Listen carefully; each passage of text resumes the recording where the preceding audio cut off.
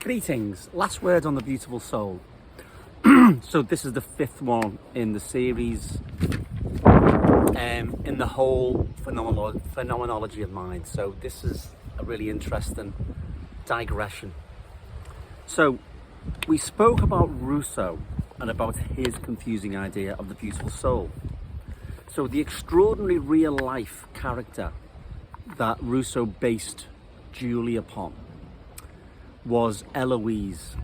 So Rousseau's 18th century groundbreaking novel was a recreation of the story of the 12th century French nun and philosopher Eloise. So she was in a romantic and intellectual relationship with the medieval theologian Peter Abelard. It didn't end well because Abelard has his balls chopped off by Eloise's uncle because he didn't approve of their relationship, and then Abelard survived that particular episode. Seriously. So he was castrated, so I shouldn't laugh really, it's not funny. But anyway, so she went into a convent and he went into a monastery, and there are a series of letters between the two that survive. So let me read one, just part of one of the letters that Eloise wrote to Abelard. Dear Abelard, you expect perhaps that I should accuse you of negligence. You've not answered my last letter, and thanks to heaven, in the condition I now am in, it is a happiness to me that you show such insensibility for the fatal passion which you would engage yourself to you. At last, Abelard, you have lost Eloise forever, notwithstanding all the oaths I made to think of nothing but you only, and to be entertained with nothing but you. I have banished you from my thoughts, I have forgot you. Thou charming idea of a lover I once adored, that will no more be my happiness. Okay, so you get the idea. She loves him. It's like, you know, Celine Dion and Pavarotti, you know, I love you, then I hate you. That kind of... So, so this is one of the earliest types of examples of frustrated, agonizing, desperate love in the post-Roman European literature genre. And Rousseau copies this style in his book. Eloise writes, I'm going to discover to you my falseness, though instead of reproaching me, I persuade myself you will shed tears of joy when I shall have told you what rival has ravished my heart from you. You will praise my inconstancy and will pray this rival to fix it. By this, you may judge that it is God alone that takes Eloise from you. Yes, my dear Abelard, he gives my mind that tranquility. So Abelard wrote back, do you think you're talking to? There, love. Write no more to me, Eloise, write no more to me. We retired from the world to sanctify ourselves, and by a conduit directly contrary to Christian morality, we became odious to Jesus Christ. Let us no more deceive ourselves by flattering ourselves with the remembrance of our past pleasures. Ooh, matron. We shall make of our lives troublesome, and we shall be incapable of relishing the sweets of our solitude. Let us make a good use of our austerities, and no longer preserve the ideas of our crimes among the severities of penitence. So austerity didn't begin with the Tory government in 2007. Anyway, so the letters of Abelard and Eloise reveal the conflict between our earthly desires and our nobler spiritual selves, which has been a theme over the last few videos. The real me for Eloise is located not in this world but the beyond, and the same for Abelard. So this is the clearest illustration of Hegel's concept of the unhappy consciousness. Eloise and Abelard renounce earthly love for the love of the sublime. So where does Hegel's beautiful soul fit into this? So Rousseau uses the love between Abelard and Eloise as the basis of his another epistolatory novel, novel. So Rousseau, they call it Julie. So Rousseau's star-crossed lovers fight it out, fall out and get back together again, and fall out again in an exchange of letters between the hero, Saint-Preux, and the heroine, Julie Tatange. It's very well written, but it's a bit heavy going because it's like so emotional. You know, it gets on your nerves after a bit. But the moral of the story is that Clarence, so it's not Julie, she's not the heroine really, and it's not Saint-Preux, it was the two, it's a place called Clarence. So that's the model community of beautiful souls. But Saint-Preux and Julie and other characters also look like beautiful souls in the book as well. So the love between Eloise and Abelard's being the basis of a phenomenon of the now preserved, well, it's preserved now in films, comedies and musicals. So it's about the agony of separation and a love that transcends earthly pleasures. And it soars like a swallow towards heaven, okay? And it's Western romantic love. By the way, do you think Tinder has killed romance? Because well, if you could swipe left and swipe right, that seemed to remove the barrier, which was the essence of romantic love. The point is, with romantic love, it's not about being in love, it's separation, it's the pain. That's the key thing. Anyway, but maybe it has, maybe Tinder's killed it. And the old-fashioned name for romance was courtly love. So courtly love is not it's not just about going on a quest for your love, right? So it's a literary idea and a social practice, actually. And it was legitimized by the nobility in the Middle Ages, and it originated in France. And it took the form of chivalry. So, I mean, okay, a modern example is holding the door open for ladies. That's seen as chivalric, not polite behavior, chivalric behavior. Okay. So knights in the Middle Ages threw themselves at the feet of selected noble-born women in order to serve them in a non-sexual way. Okay. So that's actually, if you think about it, when people say he acted like a gentleman with a woman, that's what it is. It's being in a non-sexual relationship with a woman. And that comes from, it's actually highly sexualized, as a matter of fact. But it's like abstinence, it's a form of abstinence. So Eloise and Abelard seem to have inspired or popularized this form of behavior called courtly love. And medieval literature, it's filled with examples of knights setting out on adventures and performing various deeds and services for ladies, motivated by courtly love. And it's important to remember that Abelard and Eloise, they were contemporaries of the first troubadours I mentioned last time. And in this early period, these were important in developing this idiom of courtly love. All European poetry came out of Provençal poetry, written in the 12th century by the troubadours of Languedoc in southern France. Why that particular area? And of course their theme is love, but not happy, blissful, carefree love like Cliff Richard on Summer Holiday. You know, you get on the bus and everyone loves everyone. It's just not a care in the world, okay? But it's love eternally unfulfilled. So if you look at the development of the concept of the unhappy consciousness and the later idea of the beautiful soul, which is part of that, it would seem plausible that these ideas, which spring from a religious basis, they're related to each other. So that religious basis was a form of Christianity, could equally have been a heretical form of Christianity that gave it this power as well. It's not Christianity, it's a heresy. So, and the heresy was Catharism, which we mentioned in the last video. So Catharism was a dualist theology, and it supposed that there are two worlds, good and evil, exist in equal measure, and the world of the spirit and the perverted world of sin and the flesh are the two worlds. So the dualist Christ, according to this Catharism, he was never a man, instead he was a spirit. And the troubadours and the medieval idea of chivalry and courtly love was paradoxically a love outside marriage. And it did have this theme, you know, an ethereal view of the spirit, that real hue is not flesh and blood hue, it's spiritual hue. And for the Cathars, marriage was no more than a physical union, but noble love is something outside marriage and beyond the physical world. So actually, it's really undermining of the Middle Ages and Catholicism and everything else that people hold dear. If you think that there's something more powerful than the sanctity of marriage, then that's obviously a really subversive doctrine.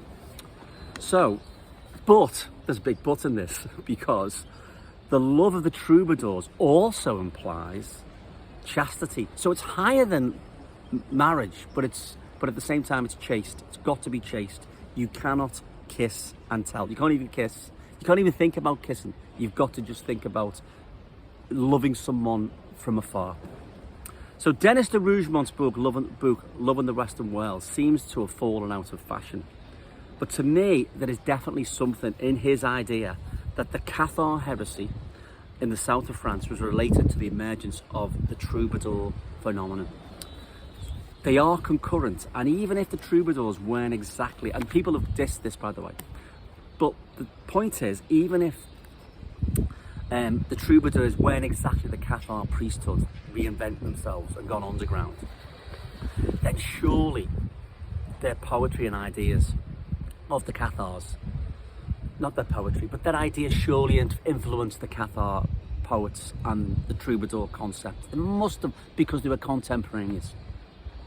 And this Cathar dualism, which we see, about two gods and about the bad flesh and the good spirit, this was part of a theological struggle for over 1,000 years. So to me, it has to have some kind of bearing upon this troubadour relationship, even though some people say it's got its roots in Arabic poetry, and maybe it has, and and there are other instances of it. The fact that it came to fruition in a big way at this particular time, how can it not have been influenced by the Cathar, where there's 1 million people killed in the south of France?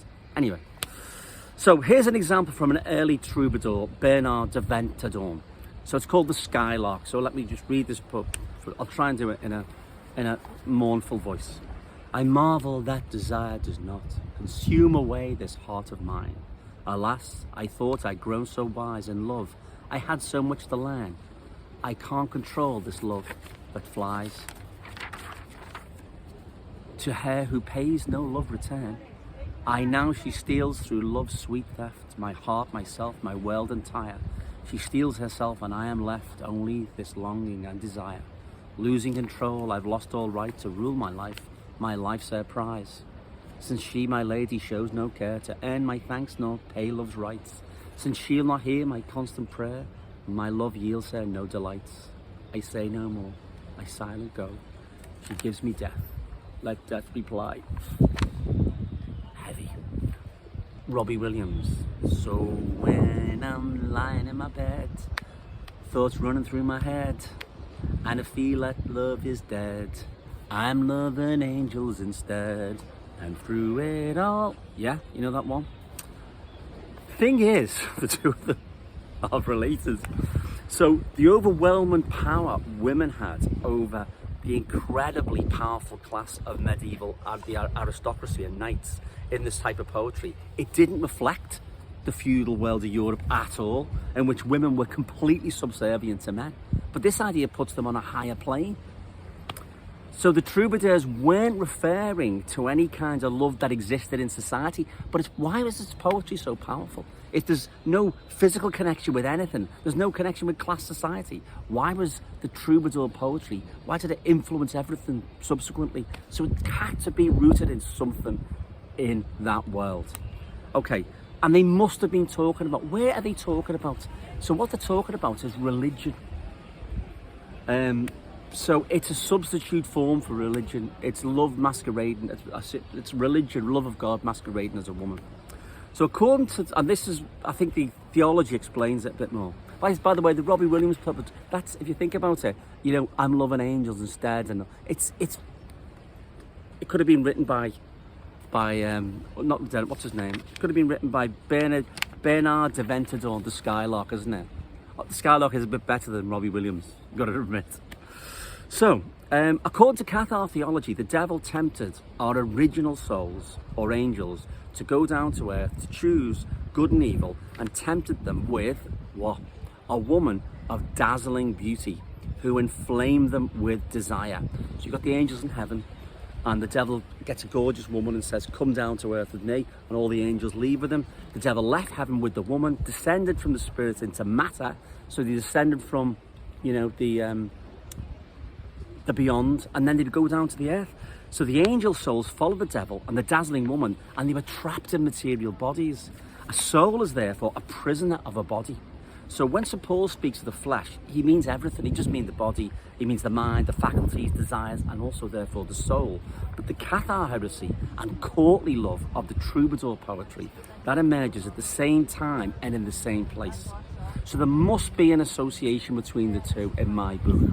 The Cathars valued chastity like the troubadours, and the troubadours like the Cathars were thought that marriage sullied the spirit, and like the perfect of the Cathar religion, they were itinerant travellers, perfect with travellers as well, same thing, and passionate love which is a longing for that which burns us, and at the same time a longing for death, as you heard in that poem, the Cathar poem, the Skylark, or at least risking your life for an object of love. They are not unrelated.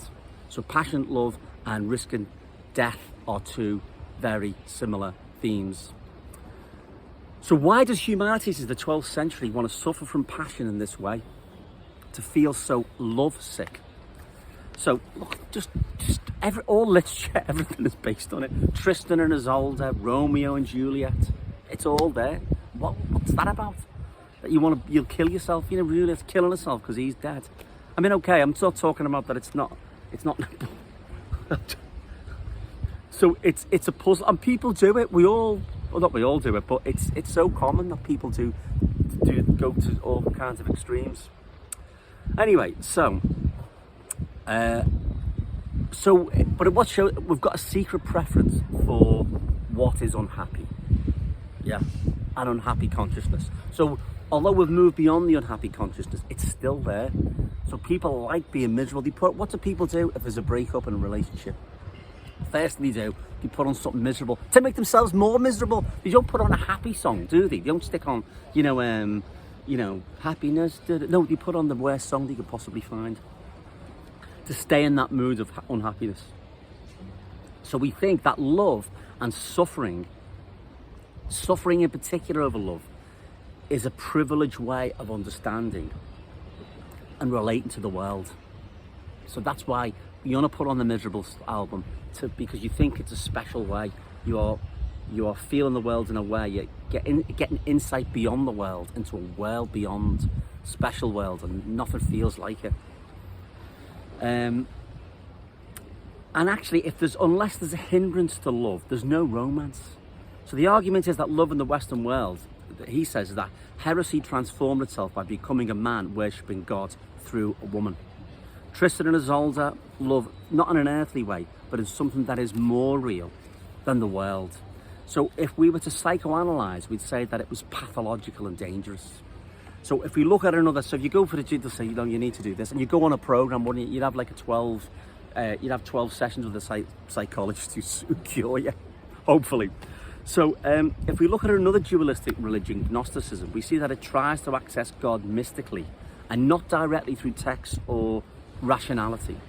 So being alive in an earthly body, therefore, is to suffer. And there's some, of course, there is suffering. It's part of human existence, isn't it? But that's the purpose of life, is to suffer, according to Gnosticism. The fulfillment of love is a denial of terrestrial love. And sin is having lost God by becoming independent of him.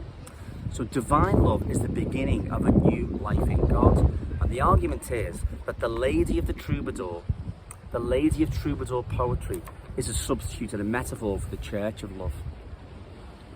Okay, so may or may not be true, but I think it's an interesting thesis and explains a lot about how we experience the world. So some troubadour poetry implies that the lady who is the object of affection is a creation of the mind. It's not carnal love, it's the cult of the idealized and etherealized woman, which meets the same desires as the Cathar doctrine. Whether there's a direct or indirect connection with the troubadours, and if they were only influenced by this Cathar and dualist heresy, the very least we can say is that the concept of romantic love and the concept of loving the transcendent God are similar, and they've dominated Western thought since medieval times. The Romantic and Rousseau follow in that tradition, of course. Back to the Romantics and back to Hegel now, okay? We've had our Cathar diversion. So Hegel's friend Novalis seems to have been at least part of the inspiration for Hegel's beautiful soul. If you remember in the previous video in this series, I described how Novalis was infatuated with, it's all in this video, all the scandal in this one, 12-year-old Sophie von Kuhn. Fell in love with her. Almost certainly this was unconsummated. I would say certainly it was unconsummated. And it seems to fit into this dualist paradigm. Ludwig Tieck's, T-I-E-C-K, can't pronounce it, T-K. His biography of Novalis describes Sophie as the object of Novalis's affections in this way. Even as a child, she gave the impression, which because it was so gracious and spiritually lovely, we must call super earthly or heavenly. Okay, let's keep in mind that the idea of a love so heavenly, like the love of Novalis, that it belonged to a different dimension to the mundane reality that we inhabit. Keep that in mind. So when describing the concept of beauty, Novalis writes that what stimulates is to the soul, beauty is to the spirit. So that is where my active interpretation of Novalis is different to Hegel's passive one. So Hegel saw Novalis as an introverted shadow figure. So I think him and his beautiful soul had deep reactionary tendencies. And they moved in another direction from Hegel's adversary. Remember Jakob Fries we mentioned last time? So Fries moved in the direction of anti-Semitism. And Novalis moved towards also a kind of ferocious Christian renewal in Europe. So I think there is a political and an active dimension to it. He's not just a beautiful soul who shrinks away. I think there's another aspect of the beautiful soul, which is doing crazy things in the world. So he wrote something called Christendom or Europe. And Novalis says, France was fortunate enough to become the womb and the seat of this new faith. That means rationality. We're moving forward now. So this is, 18th and 18th century. So he calls rationality this new faith. It's sarcasm, because Novalis saw feeling and not reason as the faith, and he saw reason as the way. He didn't see reason as the truth. He saw feeling the way to the truth. So he says that France was fortunate enough to become the womb and the seat of this new faith, which was pasted together out of pure knowledge. The members were tirelessly busy cleaning the poetry off nature, obliterating every trace of the holy, discrediting by sarcasm the memory of all ennobling events and persons, and stripping the world of all colourful ornaments. The light, by virtue of its mathematical submissiveness and its insolence, had become their favourite, and thus they took from it the name of their great undertaking, the Enlightenment. Only religion can waken Europe again and reassure the peoples and instill Christendom with the new splendour visibly on earth. So Novalis didn't just see shortcomings in reason. He wanted to replace it, and he had a vision of humanity transformed by a poetic Christian awakening. So he used the words waken again and install Christendom. So that doesn't sound like a passive voice, does it? If someone wants to install Christendom, you've got to make an effort to do it. That looks like and these calls for reawakening, that means you've got to do something, and do something like big scale. So he sounds a bit like Jordan Peterson. If you know Jordan Peterson, Google him. I'm not even going to put him on the video. So as I said in the previous video, it's about undoing the Enlightenment, isn't it, really? Getting rid of it and replacing it with religion again. And it's also about disenchantment. He's saying that the magic of Christianity, as Jordan Peterson is, can undo the disenchantment of the Enlightenment. As I said previously, Novalis created the concept of magical idealism. Poetry and philosophy are united in this. He had some very weird ideas about the mind controlling the body and making it healthy again. It means I think literally you could regrow your arm if you believed it enough. So Novalis' idea was about re-enchanting the world. And re-enchantment is big news today, and I mentioned Jordan Peterson. He's into it, and if you look at his amazing popularity with his turn to religion, I mean, I don't know whether he actually believes it or not, or he's just doing it to get likes on YouTube. Also, look at Russell Brand and his embrace of Christianity. So it's about, it's all magical and stuff like that. But if you want to see the best example of someone who believes in re-enchantment, it was a kind of Novalis type figure, and I think probably straight and not weird like Jordan Peterson.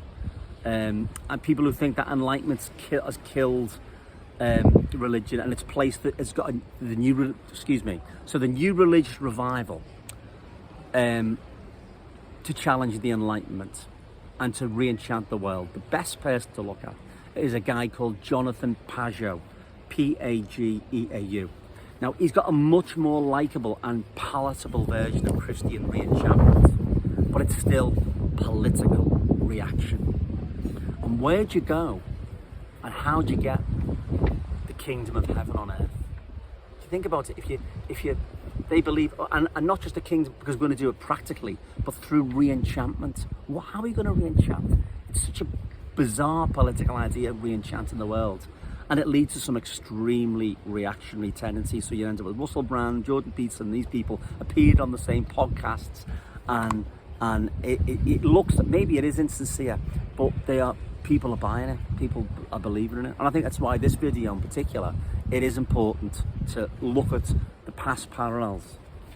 Anyway, back to romance for a moment. So Goethe's character of Werther, he wanted an eternal connection with his beloved Lotte. And he imagined a way that this might happen. So he leaves instructions for his body to be buried in clothes that are sacred, because Lotte touched them. His beloved is Lotte. So it's like when you get buried in his t-shirt because of falling in love with someone. And he places a pink ribbon, that was a gift from Lotte, in his pocket. So Novalis and other beautiful people, unreason appeared from reason. Searching for truth by taking the path of beauty became a theme for post-revolutionary intellectuals. Human liberation or salvation would not be the result of a radical political upheaval, but rather the product of self-improvement and through understanding aesthetics and beauty and art, and in some cases religion. So the liberation of humanity could therefore be achieved through unlocking the possibilities that lie within every individual. And part of that process is through aesthetic education. It's therefore easy to see how Hegel summarised the beautiful soul as a type of consciousness that disappears into itself. But I think maybe he was mistaken, because one aspect, as I said, of Novalis' idea of beauty was personal and sentimental, yeah, but another was most definitely social and activist, a call to arms for Christian renewal, and Peterson and others are following in this counter-enlightenment. And it's also Joseph de Maistre. If you look at de Maistre, he was one of the first counter-enlightenment thinkers, anti-French Revolution, and he argued that the legitimacy of government must be based on non-rational grounds, on which its subjects must not be allowed to question. And Maistre went on to argue that authority in politics should derive from religion, and that in Europe this religious authority must ultimately lie with the Pope. So whichever way you call it, the beautiful soul ends up in a reactionary mess. And even if we've got it wrong in relation to some of the detail, maybe the Cathars weren't, maybe they weren't directly related to the troubadours and so on. But you can see this revival in religiousness. It's about self-improvement, and you'll see people selling these, even selling tablets to improve yourself via religion. Okay, so enough from me. The beautiful soul. I'll see you later. Bye.